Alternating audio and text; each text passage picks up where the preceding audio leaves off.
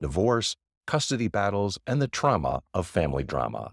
Kindra and Mick Smith pull back the curtain and explore stories that put the heart-wrenching puzzle pieces together with inspiring stories, notable experts, and actionable tips. Let the healing begin.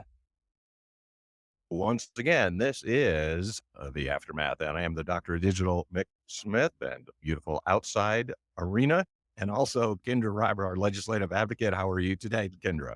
I'm wonderful, Mick, but I'm very jealous you're sitting outside. Where are you today? I am in beautiful Prescott, Arizona. So it is a territorial capital at one time, and it's a small town in upstate Arizona. It's higher than Denver, more than a mile high. So they get winter. Now it's beautiful. It's springtime. Oh, well, it looks beautiful outside. I'm very jealous. It is. So today we have our special guest, Krista Hernandez, and also listen to the very end of the program because we've got something to give away free. So what we'd like to try to do, as we do with every episode and every special guest, hear some of their advice with a little bit about their background, kinds of things that they can help our audience. And always we try to say you are not alone and we will try to help. So with that as an introduction, Kindra, we've also then got Krista Hernandez. Hi, Krista. How are you today? I am just fine. Thank you so much for having me. You bet. So could you tell us a little bit about your background? We're curious to see what your background is and let us know a little bit more about you. Sure. So, I am a wellness coach working with women with chronic illness to help them manage and heal their conditions in a holistic kind of framework. And it's funny, Mick, I actually have passed by Prescott, Arizona in one of What? my cross country drives. Oh my goodness. Yes, it's an old territorial capital. It's how it started in the first place. Fort Whipple is here. It's a Veterans Administration building now, but that's, I think, the town grew up around the fact there was a fort here at one time in northern and mountainous Arizona. Yes, I've been an Air Force spouse now for 11 years, and we stayed in Lake Havasu City on our That's travels from California back to good old New Jersey. small world. Yeah, definitely. So, yeah, I am also the host of a podcast called She Lived, where I discuss all the different ways of healing the body, restoring the mind, and renewing the spirit for women who are dealing with all kinds of chronic conditions like PCOS, endometriosis, thyroid issues, fibromyalgia, lupus, and Hashimoto's disease, which are what I live with, and a whole host of other conditions. So that's a mix of solo episodes based on my own experience and interviews with other absolutely amazing women who are also ex- experts when it comes to healing. And this is holistic, so it's a combination between some things from Western and Eastern medicine. So could you tell us a little bit about what is that holistic? And it's like everything involved, physical and probably some other things as well, correct? Sure. So my framework is pretty much outside of Western medicine. Sure, of course, blood tests and everything have their place, but by and large, the US healthcare system is not designed to help women, especially or anyone really heal. It's designed to keep people sick and spending money on pharmaceuticals. So I steer women towards the path that I have used for healing, which is definitely Eastern medicine, lifestyle changes in order to address, all three aspects of the human organism, which is mind, body, and spirit, because they're all one. They all affect the other. And I think probably what you're suggesting is a lot of medicine is not really getting to the underlying condition. So you can mask issues with pharmaceuticals, but it doesn't solve whatever the initial or root problem is. And by that token, that means that you're going to be going down a path that is pharmaceutical in nature and not really addressing whatever the issue is, because it's going to be coming back again and again if you mask it. That's exactly right.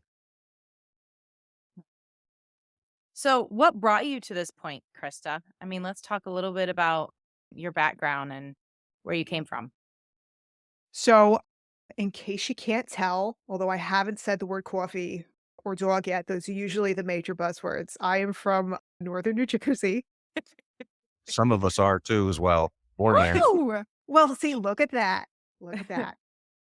I'm currently living though outside of Baltimore. This is where we're stationed. And we love it here in Maryland, so we're hoping to put down some roots.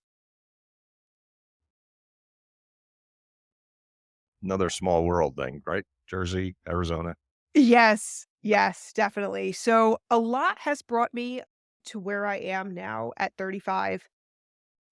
So Kendra, you and I met at a networking event recently, and the buzzword was, oh, divorced at 22? Yep, yep.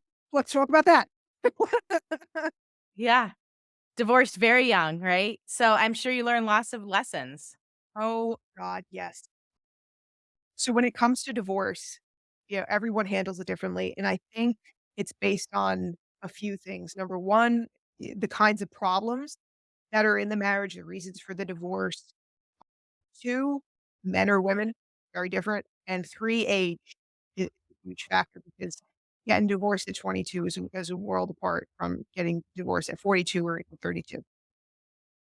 And in my case, compli it was also complicated by abuse and, specifically, in my case, narcissistic abuse.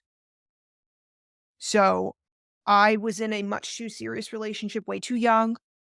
I left a very toxic household for another bad situation, and I was just repeating a cycle that I'd been born into, a program that I'd had my entire childhood to that point. I did not have a healthy model for what a marriage should look like. So I ended up essentially marrying my father, a raging narcissist, and it would have gotten physical eventually.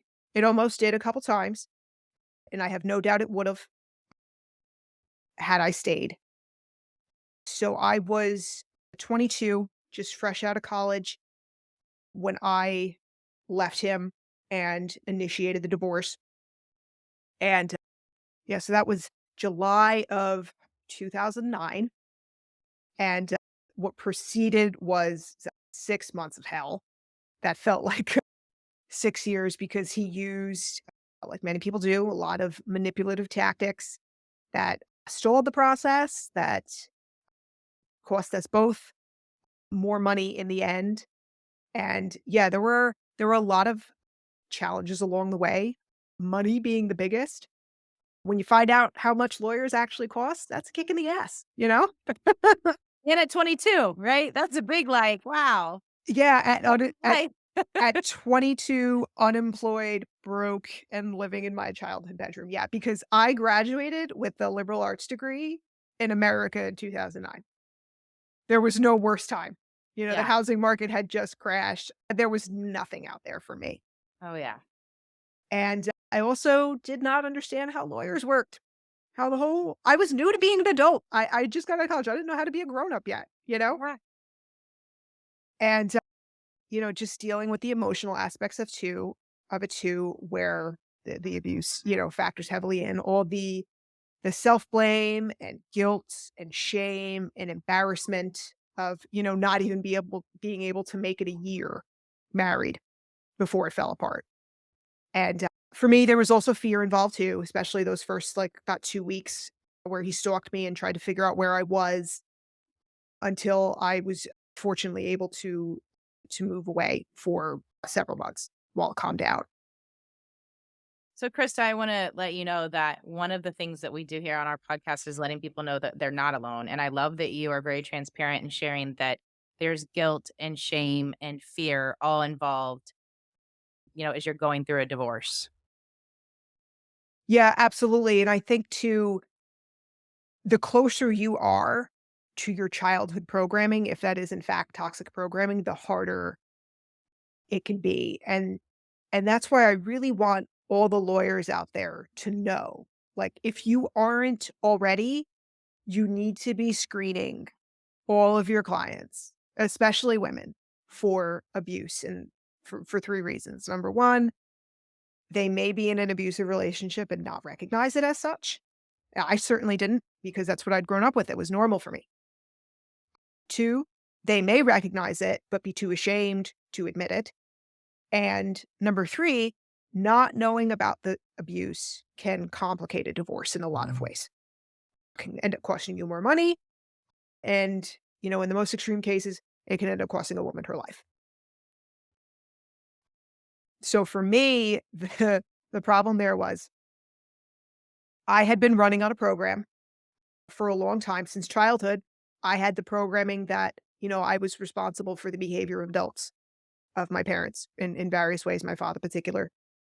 And at 17, when I started dating my ex-husband, everyone in our orbit, my family, his family, people we worked with at the same place, they all encouraged the idea that I was responsible for his behavior. So my lawyer made the mistake of telling me a few weeks into things that he was driving his lawyer insane. Was calling him all the time, just generally driving him nuts, and the lawyer really couldn't stand him. And so what did I do, of course? I did what I'd been programmed to do. Mm. I called his lawyer to apologize for his behavior, and I got my ass chewed out for that. His lawyer was like, "You need to get off the phone. This is wildly inappropriate. You cannot be making this phone call. Get off right now." And he hung up on me, as he should have. I understand now. Yeah. At the time, you probably didn't, right? You were No, 22 and you didn't realize you were even in an abusive type of relationship, of right? You were course. starting to recognize the signs, but not fully. Yeah. So then I got chewed out by my lawyer, who's like, "Don't you ever do that again." And it kind of changed my relationship with her a little bit too. And I was fortunate in that it only caused me a little bit of embarrassment. But I would say to lawyers, word your questions carefully, pay close attention to what your clients say and how they say it, because language, the words people use can teach us so much about their mental state Mm. and their relationships and their connection to those relationships. Mhm. Yeah, let's spend a little bit of time on that. Mick, I know we've had several people on the show that talks about narcissism, right? And what that looks like. So how do we identify that if you don't know if you are being abused? So I think in the last 8 years or so of American politics, more and more people are becoming familiar with the concept of narcissism. And the number one thing I would say there is if somebody is constantly making you responsible for their emotions and their behavior, that's a big red flag. If the entire world has to revolve around them and their wants and their needs, that's a problem. And gaslighting is also a big issue. If everything is your fault all the time, look out. That is not a person you want in your life. And, it can escalate further and usually does into fear. I was afraid just to move my car because I knew he would question me about where I'd been. He didn't want me talking to anybody who might see him for what he was, you know? Anybody who might help you is a threat to them. Narcissists do not want anyone around them to be better, to improve, to criticize them, nothing like that. They can't handle it. I was afraid to buy any clothes, to spend any money on myself because he made sure everything was all about him, his needs all the time. I wasn't really a wife. I was a housekeeper. That's a good way to put it. Yeah, I was a housekeeper who he didn't want to pay. Mm, So essentially, he really wanted a slave mm. when it came down to it. So yeah, and narcissistic abuse, emotional abuse can be just as damaging as physical abuse, certainly. And Is I that don't how you kinda got into where you are now with the wellness? Is your background and your history and even prior to that, because I think you have some health concerns. Has that led to you being a wellness coach now? absolutely 1,000%. So I was symptomatic with lupus starting when I was 12. That's when everything really hit. Mm. And for months after the onset of the initial symptoms, they had no idea what was wrong with me. I saw a few different specialists. And at 13, I saw a rheumatologist who saw me for 5 minutes and said, "Okay, you've got fibromyalgia. Get 30 minutes of exercise a day, and I'll see you in 6 months. By the way, you might be in a wheelchair by the time you go to college." that And kind you're of in thing. a lot of pain, right? Fibromyalgia, from what I understand, is just pain, right? So exercising for 30 minutes is like the horrible, right? It was awful, and for me, understanding now that I actually had lupus, there was a lot of systemic stuff, dangerous, potentially systemic stuff going on there as far as my organ systems. But yeah, uh, and I have my whole life been a bull in a china shop. That's not gonna change. That's, something innately within me, and I'm grateful for it every day because it's that fire and drive within me that allowed me to look at that doctor and say, "I will not accept this. I will take your 30 minutes a day and I'll raise you," you know? So I made some changes on my own, which was very difficult because I didn't have a whole lot of support at home for it. But I overhauled my diet because a big factor was my weight. At 12, I was 5'3" at about 200 pounds. And thank God I don't have diabetes. It's truly a miracle. I didn't end up with diabetes too. So overhauled the diet, lost about 40 pounds over the next couple of years, and I kept up with the treadmill. I begged my parents for a treadmill at home so I could do my 30 minutes a day year round. And I also begged for my grandparents for a laptop for Christmas so that I could research everything possible. So I could like try and connect with other people with my condition. And at 16, the universe threw me my first like really big juicy bone. And in the mail we got this brochure from a new chiropractor in town. He's a corrective chiropractor. And something just struck a chord. He said he can heal chronic conditions and cure you all that, but not in a like a huckstery kind of way. So my mother took me and he did a couple spinal scans and discovered that my spine was backwards. That's a thing. That's It's a really thing. a thing. It's a thing. Can And happen, right? I mean, instead of being S-shaped, it was the other way around.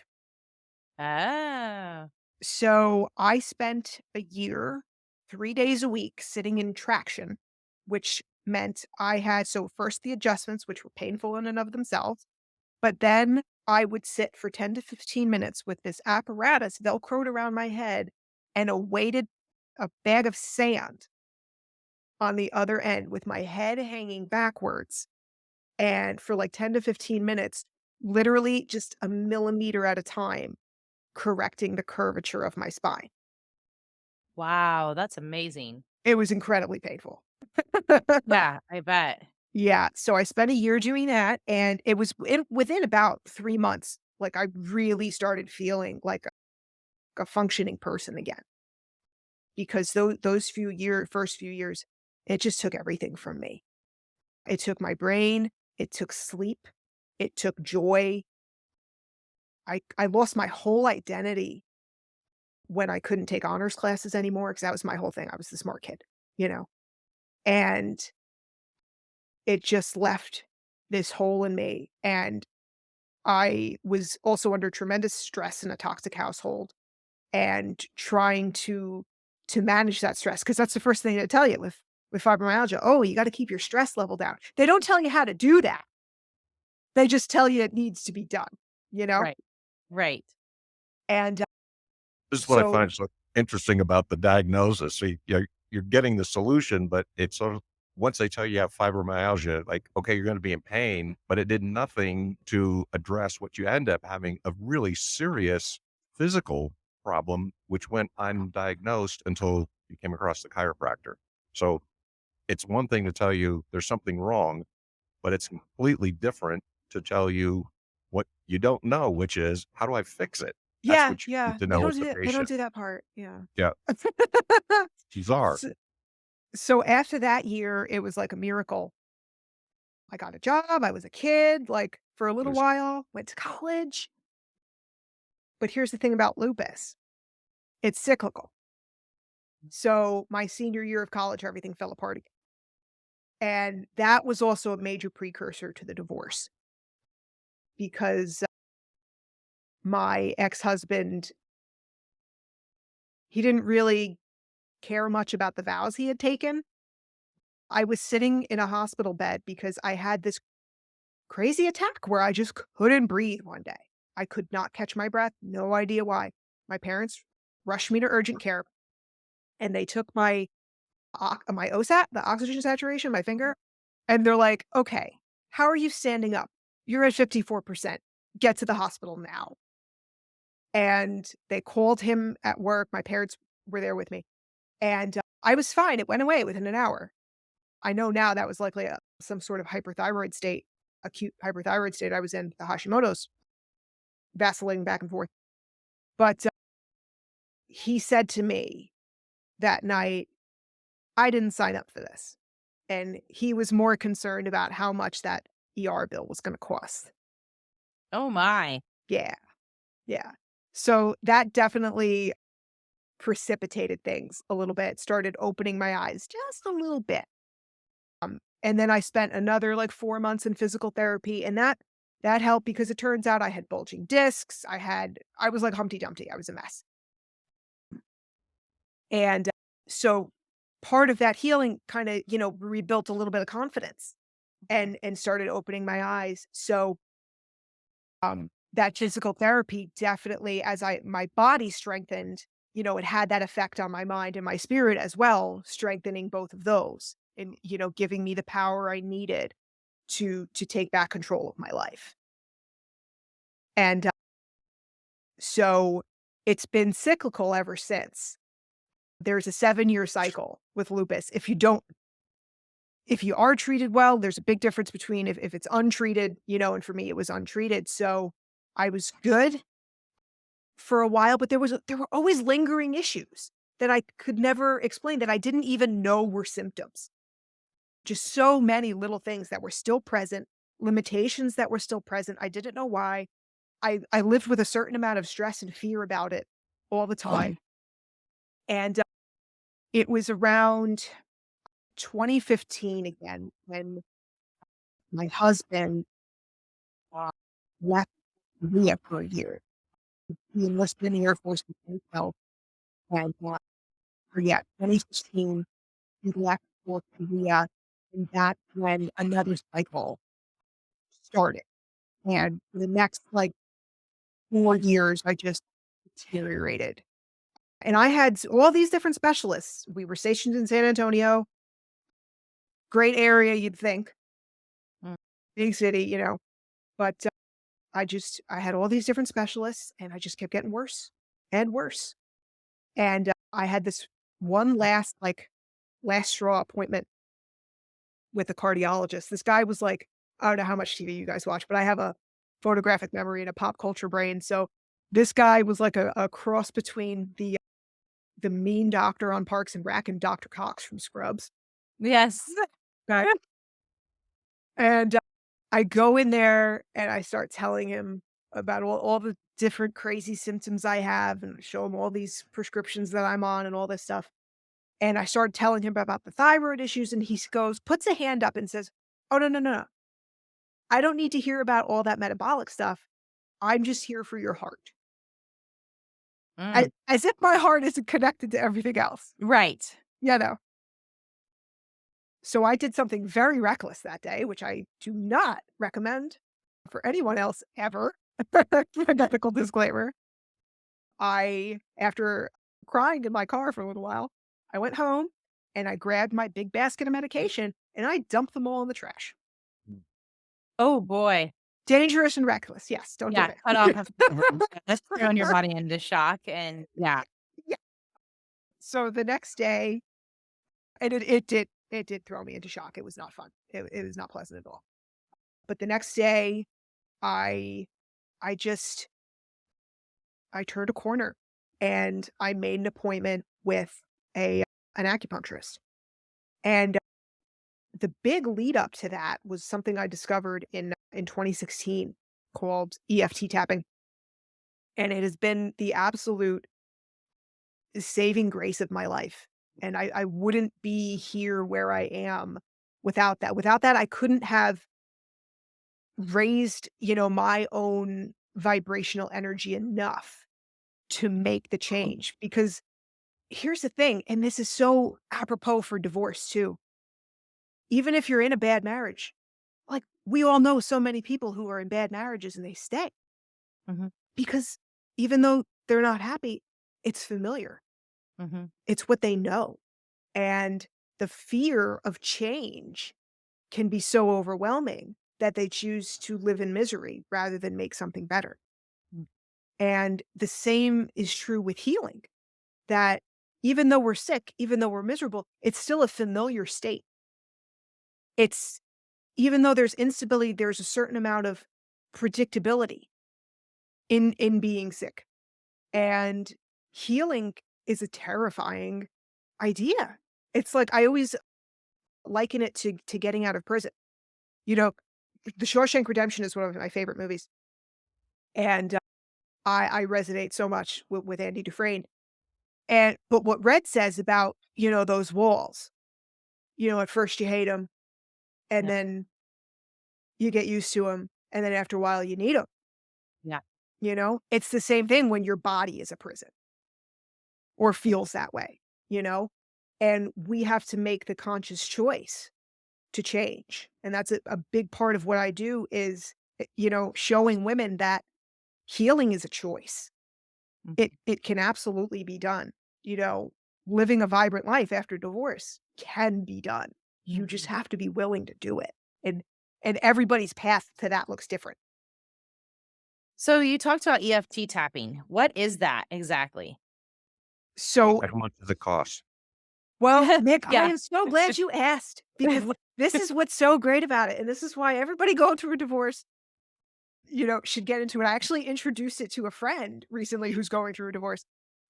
It is absolutely free Oh, because you can just watch YouTube videos. Mm, Yeah. So, even better? yeah, it's super simple. You can do it on your couch, wherever you are. It is called the emotional freedom technique. And all you do is you have a script. So the video can be the script, and you tap on certain points of your head and chest, like 6 or 7 points. And it allows you to release stored programming, stored emotions and trauma from your body, because that's a thing that everybody's got to realize is that mind, body, spirit, it's all one. And we really do store trauma and emotion in our bodies. For women, it's especially present in our hips. And I think that's probably linked to femininity and our ability to give birth. And so, a key to healing is actually physically releasing that trauma. And that's what EFT allows you to do. And I follow this amazing guy on YouTube. His name is Brad Yates. He is like Mr. Rogers and Tom Hanks rolled into one. That sounds interesting. Does he Yeah. wear the sweater or what part of Occasionally, yes, sometimes he does wear a sweater. does he have chocolate? No, and he doesn't untie his shoes either. We never see him with his shoes. But you come away from every video just feeling so loved and cared for with this man. And he's got a video for every possible emotion anyone can feel for people who are dealing with illness, grief, trauma, career stuff, transformation, just absolutely anything. And as you do these videos, you start with one, and then it's like this like Russian nesting doll effect where you just peel away the layers and get to the emotional roots of what is actually going on in your mind, in your body. Another great resource for this that I found was the work of Louise Hay. I don't know how familiar you are with her, but she wrote a foundational book decades ago. She's passed on now, called You Can Heal Your Life, where she actually has a list, and I refer to this list often, a list of all the emotions that we may feel, all the issues we may have in our body, and the emotional root cause of that. And it's incredible because I swear I've been looking at that list. I've been using it for 8 years now. She's never been wrong. Mm, Never once. interesting. Uh, yeah. So it's totally free. It's simple, effective. It's quick. These videos are like usually around anywhere from like 6 to 12 minutes, 5 to 12 minutes. And I would say the same for yoga as well. Yoga for Adrian with Adrian Mishler out there, yoga with Cassandra. They've Mhm. gotten me through a lot. Yoga is so much more than a workout. It's a spiritual practice, an emotional practice that can also help us move that energy around in our bodies and help us release whatever is in our bodies that is no longer serving us. Mm. I That's think true. some of the things that can come out of the conversation, excuse me, are the fact that there are things inside of us and maybe hidden as well. And that's what I think you're tapping into. What are the hidden things that need to get out that we are holding on to? And that's what I think some of the release that you're describing is, and that can come through various means, yoga or other things, but not to retain it, to get it out. And it's poisoning our system. It is poison. Yeah, and make no mistake about it, we are holding on to it. Mhm. It's not a conscious decision, but our bodies are holding on to it for protection, for help. Our bodies really are trying to help us, but it comes down to what we're putting out into the world. We get back. Our thoughts really do affect our realities. I highly recommend Wayne Dyer's books on that as well, or his PBS specials that are on YouTube. So the thoughts we have absolutely impact what goes on in our body. For example, I've talked about this with my own therapist. She agrees. I think, I found out recently through blood tests that I was heavily genetically predisposed to lupus. I got the marker from both of my parents. Mm. Uh, but, and also the environmental stress and those factors. But emotionally, there were absolutely causes. I have no doubt that my body was trying to protect me in a number of ways.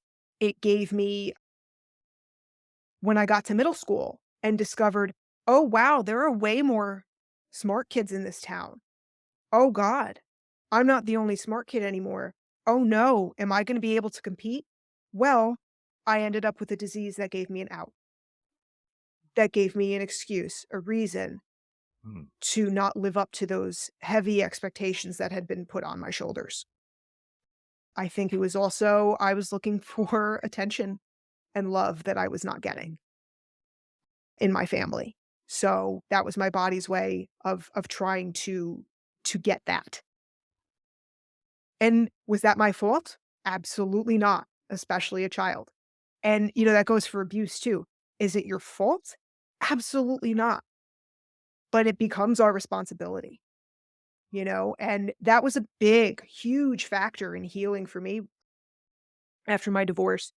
Everybody has to take responsibility for their own behavior in the relationship, for everything that led up to it. I understood after a while that I was complicit in my abuse because I had been, running on a program that had been indoctrinated into me from childhood.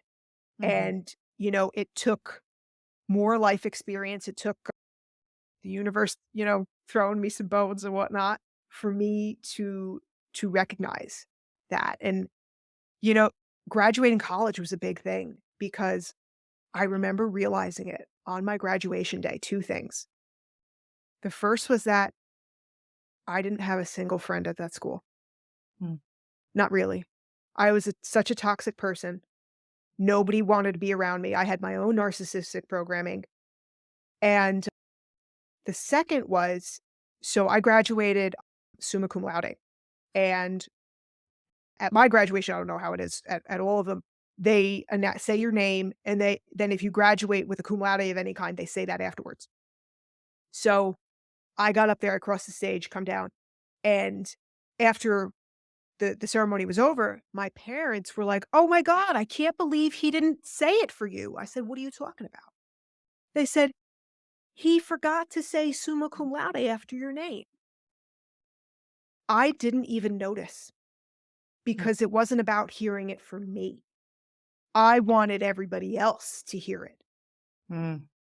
It was about everybody else, proving myself to all of them out there, and all kinds of toxic narcissism that went into that. And that was a big, like, I think, unconscious at that time turning point for me, was recognize that I did not have healthy relationships.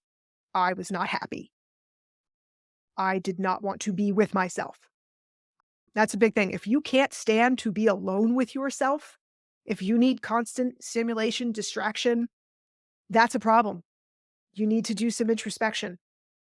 If you can't stare at the mirror for a solid minute without looking away or without feeling negative self-talk about yourself.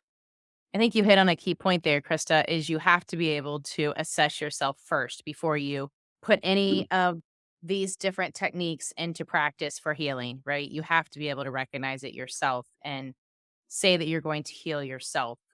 And I do completely agree with you going back to a point that you made before that we hold everything in our bodies and that does create chronic illnesses. I have endometriosis, I have for years, but it was very interesting. I went to a Reiki session, which I had never heard of before in my life until I went to yoga and went in there kind of skeptical. And I came out feeling better than I had in years. I'm like, and immediately Reiki is more of a touch, right? And a feeling and release of energy. And whatever she did, I immediately felt the release and the relief in my lower abdomen, and she said, "That's where you were holding your stress." It was crazy. I wish she was still practicing because I would keep going to her. I just gotta find somebody that's really good around me now, but I do agree with you. I mean, all of these different techniques that you said, but first we gotta start with ourselves. Yeah, and I'm with you there on the Reiki. I do it once a month.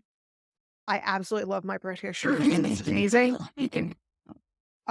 The first time I went to her, I was like, "Okay, seriously, are you, like, hacking into my therapist's notes? Like, are you bugging my house?" Like, she was so incredibly intuitive Yeah. with everything she saw. She freaked me the hell out. Yeah. Yeah. I know. It was really great. It was amazing. Yeah. Well, I know we have just a few minutes, and I wanna wrap up with just a couple of things. Mick, did you have any questions before we wrap up?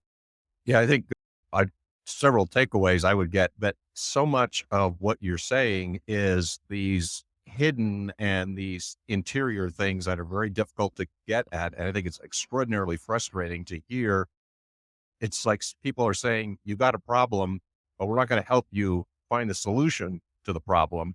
But I appreciate the fact that you've been so ardent about finding it yourself. And that's what I think is the hope out of it, that keep pushing for yourself and advocating for yourself, and you can push your way through it. Because there's nothing worse than people are saying, you got a problem. It's like, well, yeah, I know I got a problem, but we get past the problem. I mean, that's kind of the Right. point. Some Yeah. people wallow in it, which is what you're suggesting, because change is a very scary thing. And it's an odd statement to make, but some people are afraid of being healed. They're Yes. afraid because it's that change and it's the unknown. And that's what you also addressed. You go back to the things that are known only because it's comfortable. It's what you know, but it's not necessarily good for you. So I appreciate a lot of what you're saying, a lot of wisdom, and I'm sure it's going to help a lot of people. Yeah, and, like what you said, it always comes down to the fact that there is a solution. Mhm. There is a choice, and, I am full of solutions to a fault, to the point where I have had to learn to restrain myself with the solutions, and, my husband is a wonderful teacher of that. He has taught me so much over the years, one of them being, "Don't push," you know? And, that's something I've definitely had to work on in myself, examining the reasons why I push. What's going on with me? And I've definitely worked through that and realized there were some issues within me that were negative, that were toxic, that needed to be rooted out so that I stopped pushing and, allowed people to find their own path in their own way and time. So that's definitely something I focus on my show is not telling people you need to do A, B, and C. No. Let's look at what the options are and let's find out what's right for you because, what's worked for me might not work for somebody else. Or maybe other people can't tolerate the taste of Chinese herbs that I took for a few years. Maybe they might want to do cryotherapy didn't work for me, but it might work for some other people. You name it, I've tried it. Even some pretty gross stuff. Well, Krista, you've been an absolutely amazing guest on, and I know you've helped our audience. I mean, just from all of your chronic illness that you started at a very young age, going through a divorce, and then figuring out how to heal. using different techniques. And I think that's absolutely amazing. So our audience can find you at the She Lived podcast, correct? Yes, available on Apple Podcasts, Spotify, Google, all the platforms. And you can head over to my website, KristaHernandez.com, where if you or a loved one are, struggling with chronic illness, I have a what I call my weekly sanity planner over there that you can get a taste of. It is a weekly planner designed specifically for the challenges that women with chronic illness face. And again, Awesome. those chronic illnesses can be stemmed through all the stress of marriage that might end in divorce or as you're going through a divorce. So, Yeah, yeah, definitely a factor because I have no doubt that a lot of other women have been in the position I am with an unsupportive partner. And I mean, honestly, the biggest bone the universe ever threw me was my husband. He has been an unfailing partner, so incredibly supportive in any way. I wouldn't be here without him. That is for sure, because he has given me the physical and financial support all of these years. And he's been such a champion of my business and everything I'm doing. So this is a do as I say, not as I do. Um, hey, we well, all learn, right? We're going to learn from your mistakes as you well, made them early. I say this because I met him um 3 weeks before my divorce was finalized. I just kinda like, I'd never dated before. I was just a kid still practically, you Right. know? And I was just trying to have some fun, go on a few dates, and he ruined my whole plan. The So, yeah. universe has different plans for us. That's for Yeah. sure. Yeah, so 2 years later, we were married, but I would say, don't jump into anything too fast, but if you do find the right person, don't be afraid to love again, as much as a cliche that is. If I had been afraid, I would have missed out on the greatest decision I ever made. Good point. Well, thank you for being our guest. So it's appreciate it. It's a great story. It's a great story of healing. I'm sure a lot of people will be blessed by that. Thank you so much for being with our guest today, Krista. Thank you for having me, guys. You Yes, bet. thank you. And if you've been listening in, of course, we've also got a handout, a download you can get from us. One of us is a juvenile delinquent, and one of us is what was that, Krista? Juvenile delinquent or I what? think it's a jailbird. A jailbird, and one of us is one of the other. So you got to guess. But in any case, if you're listening to the show, please get a hold of us and give you a download. And that is the jailbird and juvenile delinquent. And one of us is one and one of us is the other. But you got to guess. So until next time, thanks for being our guest. And hopefully you've gotten as much out of this session as we have. Until next time, this is Mick, the Dr. Digital, and Kindra Riber, legislative advocate. Take care. Until next time. Bye for now. Deus Vol.